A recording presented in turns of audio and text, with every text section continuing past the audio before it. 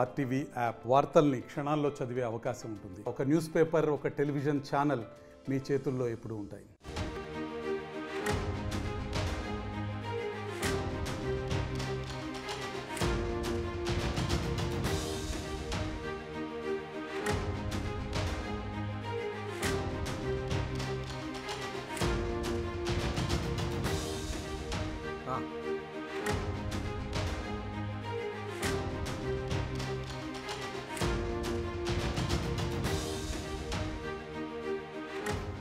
రైతు బంధు ప్రక్షాళన చేసేందుకు కాంగ్రెస్ ప్రభుత్వం నడుం బిగించింది. సాగుకు వీలు లేకుండా వ్యవసాయ భూముల జాబితాలో ఉన్న భూములకు రైతు బంధు సాయాన్ని నిలిపేయాలని భావిస్తోంది. ఈ మేరకు రాష్ట్ర ఉప ముఖ్యమంత్రి మల్లు భట్టి విక్రమార్క బడ్జెట్ ప్రసంగంలో స్పష్టత ఇచ్చారు.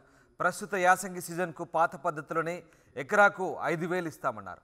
వచ్చే వానాకాలం సీజన్ నుంచి ఈ సాయాన్ని 7,500కు పెంచుతామన్నారు. 2 సీజన్లకు కలిపి రైతులకు ఏడాదికి 15,000 రూపాయలను ప్రభుత్వం అందజేయనుంది. రైతు భరోసా పేరుతో ఈ పథకం అమల్లోకి తీసుకురానుంది.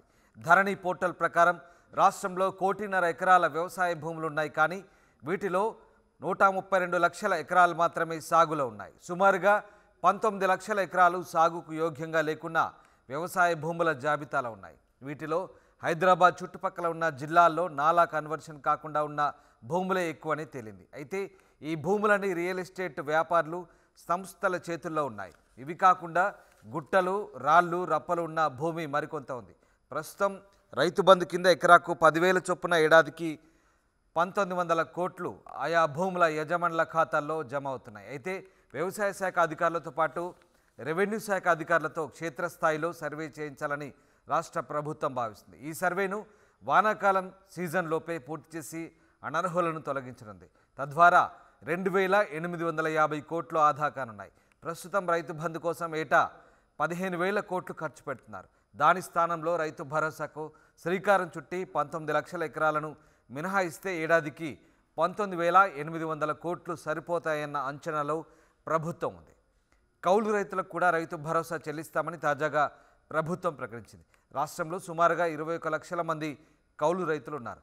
వీరిలో అర్హులెందరూ, అనర్హులెందరూ, ఎంపిక ఎలా చేస్తారు? కౌలుదారుకి ఇస్తే యజమానికి రైతు భరోసా నిలిపివేస్తారా, లేకపోతే ఇద్దరికీ ఇస్తారా అనే అంశాలపై స్పష్టత లేదు. దీనికి సంబంధించిన మార్గదర్శకాలను రూపొందిస్తున్నామని ప్రభుత్వం వెల్లడించింది. కొన్ని రోజుల్లోనే దీనిపై స్పష్టత వచ్చే అవకాశం ఉందని అధికారులు చెబుతున్నారు.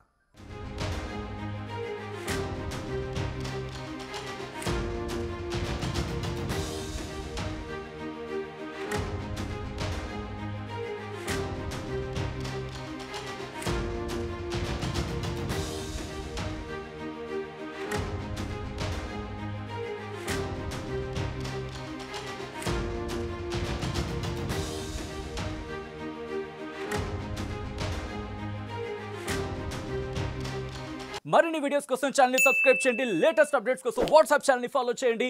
అండ్ లింక్ డిస్క్రిప్షన్ లో ఉంది.